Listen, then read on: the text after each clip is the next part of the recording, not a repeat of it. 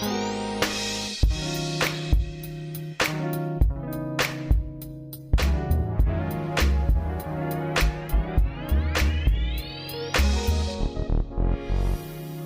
everyone. Welcome to today's episode of Scouting for Growth. I'm thrilled to introduce our special guest today, Dawn Herndon, a visionary leader at the forefront of artificial intelligence innovation. Dawn serves as the Vice President for EMEA, AI, and Build partnerships at IBM, bringing over 25 years of extensive experience in driving technological advancements and forging strategic collaborations. With a profound passion for technology and its transformative impact on society, Dawn is spearheading IBM's efforts in embeddable AI and the groundbreaking watsonx platform. Her work is revolutionizing how organizations across industries integrate AI into their products and services, enabling real-time data processing, decision-making, and automating directly within application and devices we use every day. Dawn's optimistic outlook and curious spirit, coupled with a love for puzzles, fuel a relentless pursuit of innovative solutions. She believes in always finding a way forward and is dedicated to harnessing technology to make a positive difference in the world. In our conversation today, we will delve deep into the exciting realm of embeddable AI. We will explore how this emerging technology is set to transform and capture a significant share of the $1 trillion AI market by 2030, and how it is already transforming industry like finance, healthcare, and manufacturing. Dawn will share her insights on the challenges and opportunities organizations face when integrating AI, the importance of trustworthiness and responsible artificial intelligence, and a vision for the future trends that are affecting industry in our rapidly evolving landscape. So sit back and join us as we embark on this enlightening journey into embeddable AI with one of the industry's most inspiring leaders. Welcome to the show, Dawn.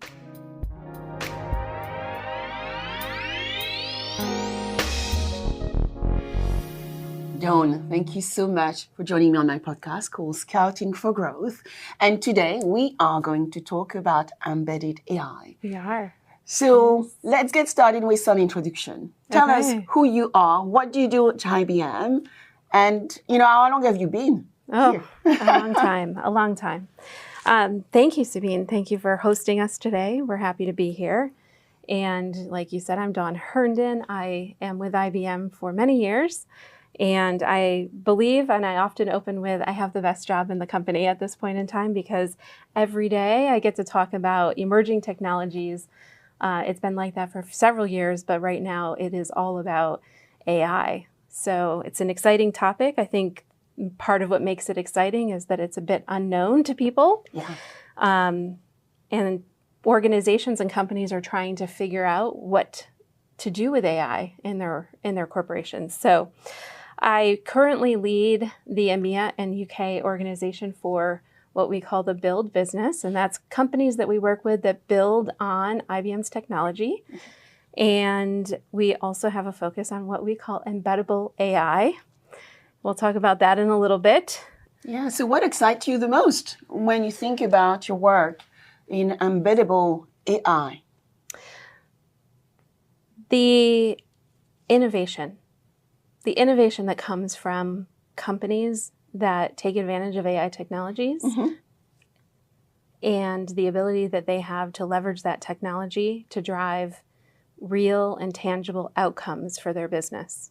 So whether those outcomes are increased or enhanced productivity, or those outcomes are attracting new clients, getting to new markets, driving their products and services and solutions into new market categories, all of that together excites me. and really leveraging the expertise that our organization brings to the table from a technology perspective to drive that innovation with organizations that we work with, whether we are providing thought leadership or we're co-creating with them. That's really where my passion lies. What are you in your company trying to solve? And how can we work together to leverage technology that helps you solve that initiative and helps you, again, drive that outcome that you're trying to achieve? So what I like with what you just said is we are really focusing on growth. I heard, new product development. I heard about entering new markets. But we know that embeddable artificial intelligence is also about driving efficiencies. It is. Because I've seen some of even the IBM case studies in HR and how we can actually shape our teams to be super productive by actually using IBM Orchestrates. So before going into some of the use cases, let's define embeddable AI. Embeddable AI. We coined this term a couple of years ago before the generative AI buzz really took off about 2 years ago. We started talking about embeddable AI 2.5 years, 3 years ago. And at the time, it was really focused on providing fit-for-purpose technologies that companies like ISVs, independent software vendors, could use and embed or incorporate into the products and technologies they brought to market. So embeddable AI today, though, has evolved into not only the ability for a company to leverage something like NLP or speech-to-text or text-to-speech technologies in the AI space, but also now has expanded and evolved with the introduction of the watsonx platform. And the watsonx platform from IBM really provides not only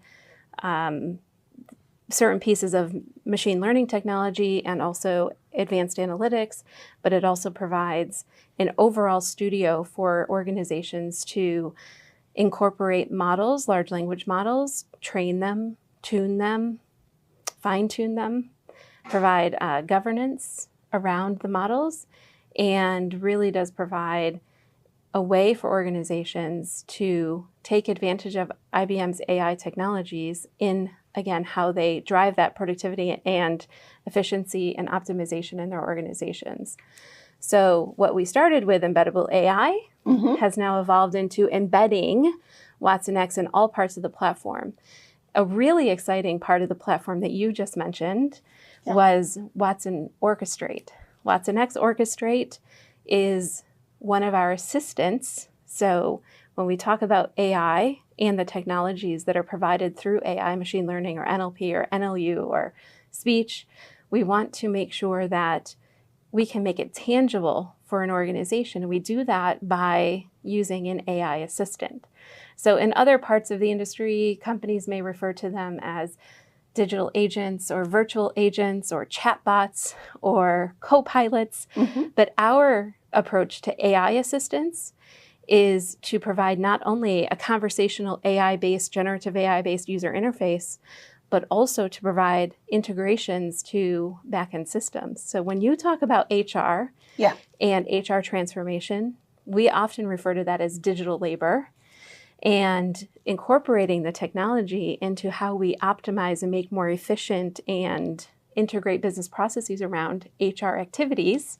We do all of that through an AI assistant. Yeah, I remember so that's how seeing, it all comes together. When I actually went to IBM Ignite, Innovate, one of your major conference, I talked to some of the experts in watsonx Orchestrates, and they were able to show me if I were going to look at a new applicant for a specific job, it could link straight into LinkedIn and other platform that actually could actually source for me applying for, trying to find the right candidate, but also sourcing CVs, and this in just a few seconds. Yes.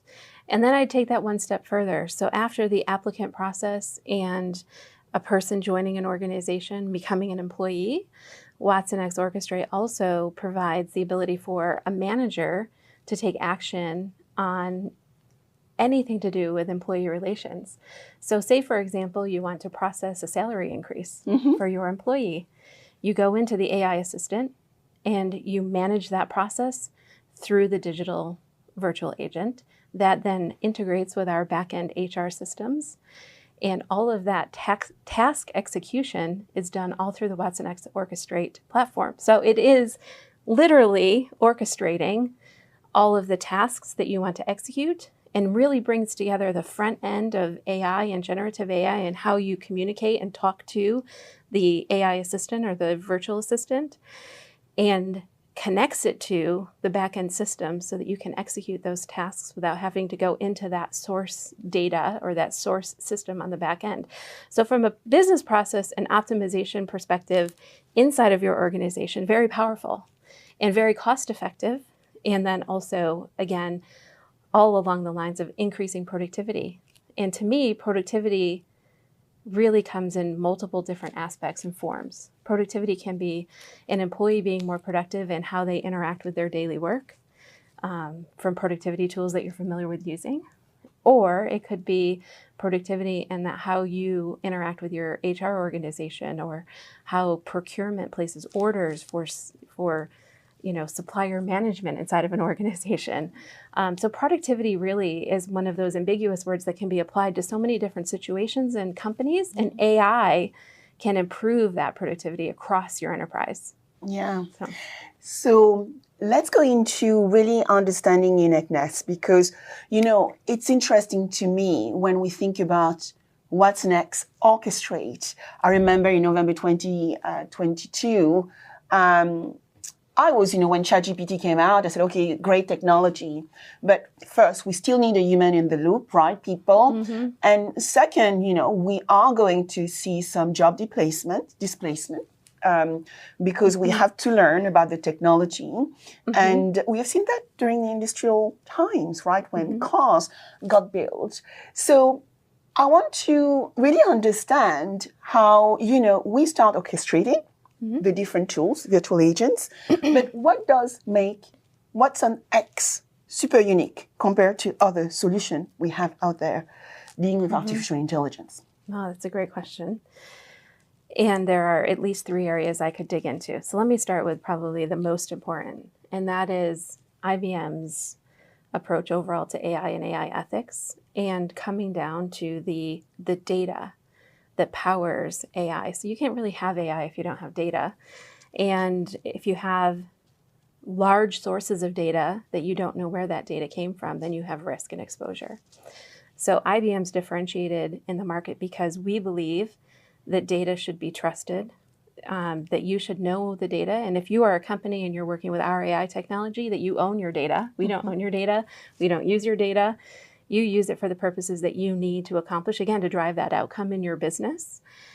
But even more than that, we also have a very keen focus on governance and risk management and compliance of not only the data, but how you use AI technology inside of your organization or inside of your enterprise. And the reason that we're so focused on what we call AI ethics and driving trust and transparency in our AI technologies is because AI in the context of business is not like ChatGPT, where it's conversational, it's generative AI, you are using publicly sourced data in that context. When we apply watsonx and the technologies from IBM to how we drive an outcome for a business or an enterprise, we're using your data or your customers' data, if you give us the ability to do that through how you interact with our systems, and it's protected. It's governed. There are security measures taken. There is a real focus on limiting risk and limiting exposure. So I think you've probably heard so many stories now that we're 2.5 years into, generative AI and the evolution around it, where a customer was interacting with an airline online and something happened that resulted in the airline having to give that customer a refund because of how something was interpreted or how it was translated through their digital agent or through their chatbot. I mean, those are real risks and exposures to companies, and we need to make sure that we provide technology that protects an organization and an enterprise from having those risks. So we focus on trust, transparency, openness, and governance. These are, incredible words.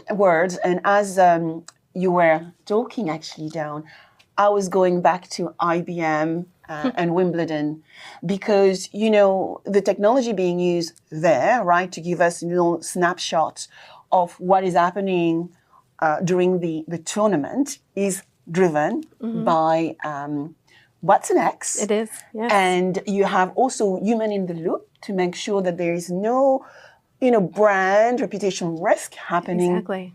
at Wimbledon, which actually, being French myself, we had some of those issues happening at the recent Olympic Games in Paris, where actually the agents misunderstood some of the things that were said on the, during the game. So applying the technology well, really making sure that there is actually that human in the loop to prevent any reputational risk become also critical. So can you share now some use cases for us as to where embeddable AI can be used maybe in finance, in healthcare, manufacturing? Absolutely. But I want to first address a statement that you just made. And you said human augmentation of AI technology, another area we strongly believe in. Yeah. Earlier on, you said, could AI replace jobs or replace different skills in an organization? Sure. But does that mean that we are going to eliminate? No, it doesn't. It means that we have a different way of working and a different way to provide and drive productivity. And so people now focusing on their skills around AI is going to be super important, going forward as well. But AI, all the way back to when we introduced Watson, when it played against Jeopardy in 2011, Yes. we were focused on the augmenting or supplementing human expertise and enabling humans to be more productive in what they do. So that's a key aspect. And then I also want to focus on now the question that you asked about 3 specific industries that you named. And I would say that AI's benefit on the industries is way beyond just the major industries like financial services and banking or manufacturing. And we have use cases with organizations we're working with across all the industries because every company and every enterprise right now is looking at how do I take advantage of AI technology, again, going back to outcomes, to drive new outcomes for my business or to drive efficiencies or productivity or optimization or automation. All of these things come together. I think that the evolution that's going on in the financial services industry around open banking is actually a catalyst for how banks and financial services institutions are going to leverage AI technology. Interesting. Because we know that open banking is happening and open innovation is happening in banking. And we know that AI is there. So how does a bank take advantage of AI technology? And I'll give you a couple of examples back to fintechs and other organizations that service banks and provide technology to banks, for example, or to financial institutions. We are working with a very large fintech who has a worldwide global presence, and they are incorporating AI across several different life cycles of their product management. They are incorporating Code Assistant to write new code in their products and bring those new products enhanced to the market to provide better customer experience for their clients, to provide a services-based architecture versus a monolithic architecture that they may have originally built their software platform on years and years ago. So they're using it to modernize what they've done and brought to market in the past. But they're also leveraging the technologies like AI assistants to provide a better customer experience for all of the customers that acquire their software platform, and then all of those customers of those banks as well. So there's multiple levels of when you incorporate AI into something like a fintech, the ability for you to not only as a software provider, in that case that I used as the fintech, provide innovation and enhanced usability for your clients or better code in your overall software platform so it's more efficient and it runs better and all of that. But then also when a bank buys your software platform, that they can provide a really nice end user experience for their clients that are leveraging different parts of your technology as well. So multiple layers there. We also work with several companies that are producing digital agents and virtual assistants that are focused on improving customer service. I think that's a really great use case. Yeah. And we talked a little bit earlier about how you interact with automated systems. And could there be a place for a more AI-driven assistant in that automated system interaction? But every organization is looking at that as well. And we have a couple of ISVs that are working with the financial services industry to provide better customer care, better customer service through the incorporation of AI assistant technology to reduce the number of calls that come into a call center, which increases efficiency, increases output, reduces the amount of time a customer has to wait for an answer. It gives the agent, if you will, if you do get to an agent in a call center, the ability to interact with a knowledge base, get more information, summarize the content, and return it in a very quick and easy way. So again, they can move through the number of customers that they are supporting through that call center interaction. So the digital assistants and the AI and conversational AI pieces really come into play when we're talking about increasing efficiencies in things like call centers, increasing productivity of the agent themselves in that call center that needs to find a resolution for a client, increasing and optimizing how much time a customer spends on the phone with an agent. So there's all aspects like that that come into play when you talk about how are we servicing or how are we leveraging AI technology in the financial services industry. And there are probably endless more opportunities, an endless number of opportunities out there for organizations to take advantage of AI in other areas of the business. Things that come to mind are like, if I'm a bank and I sell a checking account to a customer, how do I leverage AI to get insight into the customer so I could sell them a wealth management service, or I could sell them a residential mortgage? So, the ability for banks to really, again, maximize how they're working with their customers, attract new customers, drive new revenue sources, and those outcomes that we talked about earlier, I think is super important as well. Yeah, you're absolutely right. One scenario I'm visualizing right now is, when we actually go on the phone and we are asked to say 1, 2, 3, and then quickly we try to actually find a way to go through the call and go straight to talk to an agent, a real human. I do believe that those who are able to implement virtual agents or, virtual voices, which actually answer the customer questions well, are going to do very well and drive that productivity and efficiencies, right? Because right now, call center engagement are not always the best, whether it's in banking or other industries. So a lot needs to be done here. Yeah, and I think as humans, we still want the human interaction. Yeah. And we still want to talk to a live person. So the better that we can make the AI assistants or the virtual assistants or digital agents that are on those phones more like a human, I think is going to improve customer service across the board as well. We have the technology to do that today.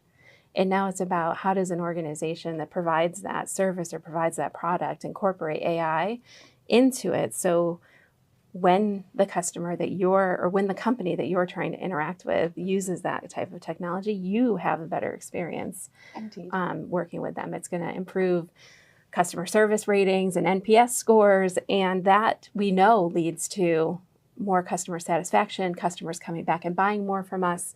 So I think it's a catalyst again for growth, like you said earlier, and building the trust that you have in how you work with a company that you are a customer of or a consumer of as well. Indeed. I would like to share some stats, right? Because as I was coming here to speak with you, Dawn, I had to do some little bit of research and market size on artificial intelligence. So by 2030, AI is expected to be a 1 trillion market, 1.4 exactly. So not small. And embeddable AI is expected to be around 35 to 38% of that overall market. Again, not small either, which means that there's going to be a lot of growth there. Now, when we look at it from banking, financial services, and insurance, we're expecting this to represent probably 14 to 15% of the market by 2034 through intelligent automation, process optimization, predictive analytics, and enhancing the customer experience, as you highlighted a few moments ago. So not small numbers, No, right? not small We at just all. need to get started right now. And I think that's where organizations are continuing to, on their own journey and evolution with AI, enterprises are looking at not only where do I get started, how do I get started, and how do I get started quickly with something that's going to drive tangible outcomes for my business. So there's been a lot of companies over the last 2.5 years kind of playing with the different options that they have where they get started with AI. And now I believe here in 2024, what we're starting to see is that evolution toward and moving away from testing and understanding to now actually implementing and using automation and using and taking advantage of AI technology to drive some of these projects at scale. Indeed. And so I do see now companies in the maturity curve, if you will, of AI starting to come up and over the top and say, great, now I'm going to implement my AI strategy and it's going to do ABC. And then they're going to continue to iterate in the next coming years to improve it as they learn from the place they start today to where they want to go tomorrow. So it is very much a journey and it's moving very, very fast. So financial services, we talked about a little bit. Insurance, also another big opportunity for the insurers and for the insurance companies, but also for vendors that provide the technology to those organizations, because that industry, I think, is ripe for modernization. And AI, there's no better way to drive that modernization quickly than by leveraging and embedding and incorporating the AI technologies that are available. We are suffering in insurance from a talent gap. And this is partly a result of the reputation of the industry. Probably now people are having choices. And so therefore, insurance company, brokers, reinsurers need to think differently as to how they recruit and how they are using artificial intelligence. Now, just recently, I've had a really amazing conversation to start looking at insurance technology, so insurtech, fintechs, and how they play within that ecosystem from an artificial intelligence viewpoint. And as you said, it's going to cover the whole operating model of insurance finance, where we can design new products using this technology. We can do more personalized marketing. We can actually really understand that customer and have this segment of one by literally understanding the risk profile and whether we are going to give them one, two, or multiple products based on that risk profile. But also it goes into legal. For example, just a few days ago, I was talking to a startup focusing on litigation avoidance to avoid big claims, massive litigation cases in court by leveraging artificial intelligence. So I would like to ask you, let's go into partnership and collaboration. Okay. I know that IBM is not just about IBM. It's about building an ecosystem of partners. That's right. And integrating others' technology or enabling partners to leverage IBM AI ecosystem and watsonx ecosystem of capabilities. So can you share a bit more how that works, how you partner with young ventures, but also to service big customers? Absolutely. So the IBM Business Partner organization has evolved significantly over the last several years into today being a very multi-leveled and multifaceted ecosystem. And we designed and redesigned our programs that support partners of IBM to enable them taking their products and services to market. So whether you are selling with us and selling IBM's technology in the marketplace as a reseller, for example, or a distributor, or you're building with us in my world that we build on IBM technology and then use or leverage IBM technology embedded into a product that a company like an ISV or a company that is an enterprise that takes a product to market and has IBM technology embedded in it. Or if you are a service partner and you are providing service to a customer base, to an industry of clients, to any organization that takes advantage of infrastructure services to application services and everything in between. We have programs and benefits and structured offerings that are built to enable you as a partner of IBM, and then also built to provide additional benefits when you reach certain tiers in our program, when you reach different milestones in how you go to market. So that Partner Plus program is how we really define our ecosystem. But there are several different types of partners that are incorporated into our partner ecosystem, everything from our large strategic partnerships with companies like SAP or Microsoft or AWS and the hyperscalers, where a lot of companies still that I talk to say, you partner with Microsoft. And we say, of course we do, because there is a need for both of us to be present in the market together. And do we compete in the market in other places? Absolutely. I think that's pretty typical these days in ecosystems of organizations. But we also partner with, large distribution and distributors like the Arrows and the TD SYNNEX of the world.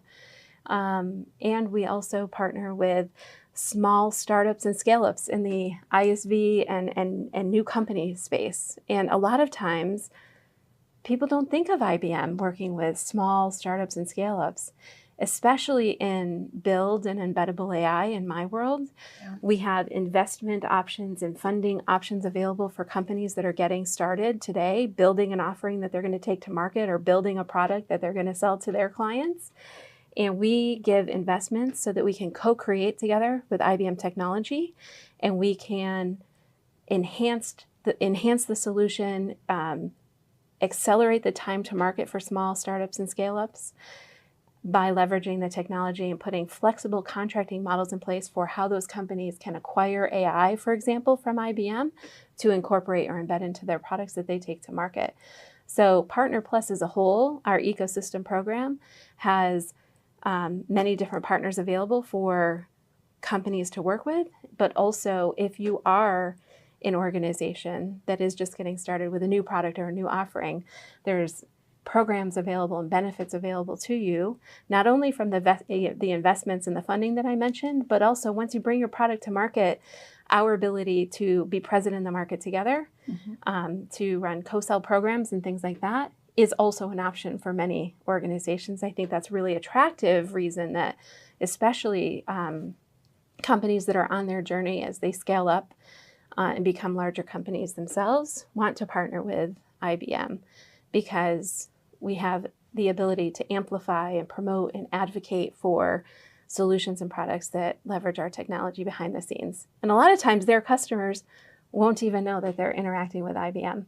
But that company that's building with IBM shows up in the market as having the best technology and the best experience for their clients. So that is a beautiful also expression of what embeddable AI is. And I would like to echo another point you just made, because I was an IBMer between 2000 and 2008. And I only work with big corporations, massive corporations. Yes, we still work with big corporations, right? Yes. But you're also now working with smaller businesses. That's right. Even the business of one can use watsonx. Absolutely. And I think it's important to clarify that. It is. It's not just for big companies anymore. Yeah. We can actually start as a young business, a new startup founder, build platform applications, leveraging Embeddable AI and watsonx to actually make sure that we have a trustworthy, ethical platform for our customers. Yes, from a trustworthy partner in IBM. I would summarize what you said this way, that IBM builds AI for business. It doesn't matter the size of the business or the size of the organization, or if you're one department inside of an organization that's very large, there is an opportunity for us to partner together and work together in several different aspects. And then there are benefits that become available to you when you partner with us and incorporate our technology into your offerings. So if your offerings are services based, then great, we can work together. And if you are a large enterprise, the largest enterprises on the planet, we can work together. And if you are just starting on your journey, there is an opportunity for us there too. It's clear that as we move into a platformification world, where I guess digital technology will enable us to create more inclusive, interesting value-added services, we need to actually design architecturally the platform in the right way. Yes. Understand the data, whether we are using our internal data, mixing it with external data, whether we are using a cloud, hybrid, public, private cloud, edge computing as well. Yeah. All these need to be considered very carefully as we implement artificial intelligence. Yes. So what are the future trends we need to look into or think about when we think about AI, embeddable AI, the future of tech, the future of business? Yeah. So it's interesting you brought that up. I was meeting yesterday with a client that I've been working with for a couple of months now around designing for the future. They're developing a new product they're going to bring to market. They're in the financial services industry. They are not an ISV, but I can't tell you who they are. But Okay. I'll give you some insight. We had a very good conversation yesterday around the development and the design phase for this product to be open and hybrid. And in our context, we're talking about design it so that it can be the software platform that they're going to design, be deployed on premises at an organization. They sell to large banks, by the way. Or it could be designed and deployed as SaaS. So a financial services institution could take advantage of a SaaS offering that's going to be the same exact product, but it's going to be ready for me to consume it as SaaS. Or it could be deployed into a client's data center or onto a hyperscaler. Again, the customer of this organization will have the choice on where they want to deploy the new software platform that they're bringing to market.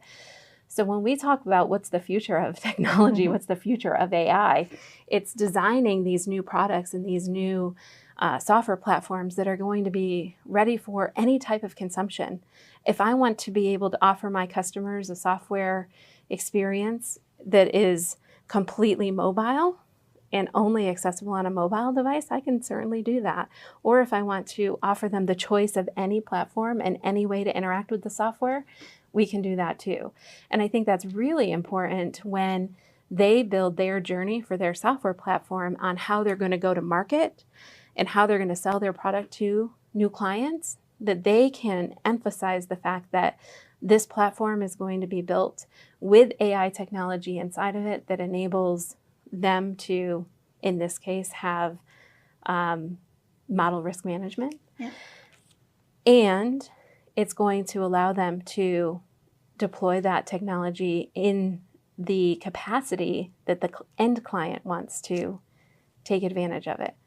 So their ability, the company I'm working with, their ability to attract new clients, to go to new markets, to really have a competitive and differentiated offering in a space that actually does have some old legacy approaches and things like that, is going to be modernized, it's going to be new, and it's really going to accelerate how quickly they can get to market by leveraging what we call the hybrid cloud strategy, or the hybrid cloud and AI strategy, where you're building for today to be able to service many different customers in the future. And a lot of that at IBM is powered by, or made possible by, I should say, our acquisition of Red Hat, which was a catalyst and really a pivot point in the IBM strategy to be able to enable companies that bring new products to market to build that ability to have choice. So I can say, I'm going to build one designed software platform, and I'm going to enable my customers to interact with that platform anywhere they want to. I was having that conversation just yesterday around early adopter versus fast follower. And I think today, the technology allows us to actually be early adopters and not leave the market to our competitors. Yeah. And so I think it's about being super mindful. And so I'm going to address myself to the tech companies out there, the small tech founders company that need to start building a platform. Remember to build for scalability. I'm going to address myself to investors. Investors, those startup portfolio you have in, the startups you have in your portfolio. Remember that they can actually scale. I know you're often with a little, baton to actually get them to meet the numbers. But think about leveraging AI in different ways and actually partnering with the like of IBM, for instance, to make sure that this portfolio of startups are building for the future, but also able to enter new markets in the right way. And corporate, don't be scared of your legacy. No, I of course think you not. need to be able to embrace AI as well. Yeah, I think large enterprises that are not in the scale up or startup journey of their company, Yeah. the history that they bring and the expertise that they have is so valuable to what they become in the future. So you shouldn't abandon it because there's a new, technology approach on the market called AI technology, right? I like what you said about making yourself attractive to investors. So a lot of times when I'm speaking to startups or companies that are scaling up and they've had several rounds of funding, and every round they have to make themselves more attractive to the next round of investors because they have to become, their product has to be a certain maturity level in the market. They need to have a certain number of customers or a certain amount of revenue. So how do I make myself attractive? I leverage the technology from vendors that, this is our bread and butter. This is what we do. And you as a startup or scale up shouldn't go write code to do AI when you can literally buy it from a vendor whose complete purpose in life is AI and hybrid cloud. So I think that when you also partner with a company like IBM, that you become more attractive because your investors are going to have confidence in your product. They're going to have confidence in your ability to accelerate your growth and to take advantage of some of the benefits that a company like IBM brings to the table for the partnership between our two companies as well. Yeah. So it's really great. It is superb because today we don't need to be coders. I actually have started building my own virtual agents, actually, Dawn. I love it. And, I'm a business person and I know the technology which is out there is very business friendly, no code, low code. Therefore, anyone with an idea can actually create their own virtual agents. Yes, they can. I can too, and I'm not a developer either. Exactly, right? So what would be your top tips for anybody out there who are still scared to look at AI, embeddable AI? What would be your top tip, recommendation, takeaways? Yeah. So that we can get started. My top tip is get started. My top tip is try it. You'd be amazed at what you'll find and how, frankly, easy it is today, being candid.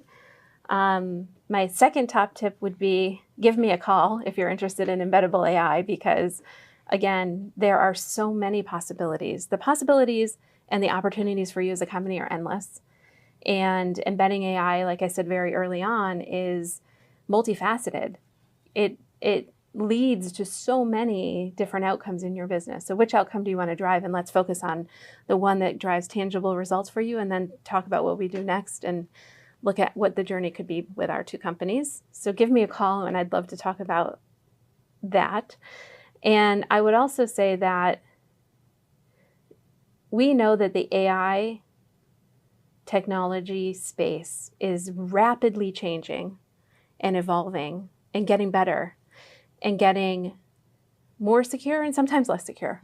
With rapid change and with so much unknown in the AI technology space, you have to protect your company and know that if you're partnering with a vendor that does put so much focus on ensuring that the technology that we're building is ready for regulations that are coming in the future that we don't know about yet, or risks that could be associated with everything from how well your data is trained and how well your large language models are tuned, that you do have confidence in partnering with an organization that is developing our software and our technology with those guiding principles in mind. Yeah. So we can talk all day long about governance. We've kind of skimmed the surface on governance, but the importance of governance in the future of AI, you need to start thinking about that today as you're starting to build your AI-based technology or your AI-enabled technology. And the reason for that is because there's a lot of unknown still with AI and with technology in general, but especially with AI. And there's some unknown risks that you will create a way for your company to be able to address or to avoid those risks. But when they happen, or if they happen, how do you react? How do you resolve? And how do you move past that? So governance as a whole some of the regulations that are going to come out in the future, especially here in the EU, are going to be very instrumental to the design and to the way that you incorporate AI into your business in the future. So where can people find you? You can find me on LinkedIn, Dawn Herndon. You can also find me at IBM. I'm easy, DZH. That's my email address. If you send it to dzh@ibm.com, it will get to me. But also on LinkedIn and by phone, it's all published online. So, I'm happy to chat, and it's a passion. I'll pretty much talk to anybody about any aspect of AI and where do I start and how do I get going and what do I need to think about in order to protect my company and avoid all of the risks that could be potentially out there with technologies like AI. So. Thank you so much. Thank you. Dawn Herndon, to join me on Scouting for Growth. It was wonderful to be here. Thank you, Sabine.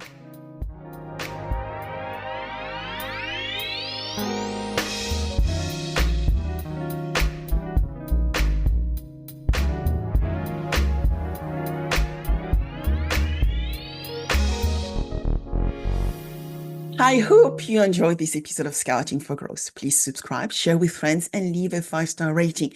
Your rating is so valuable. I review all of them, and my team help me adapt content to meet your needs.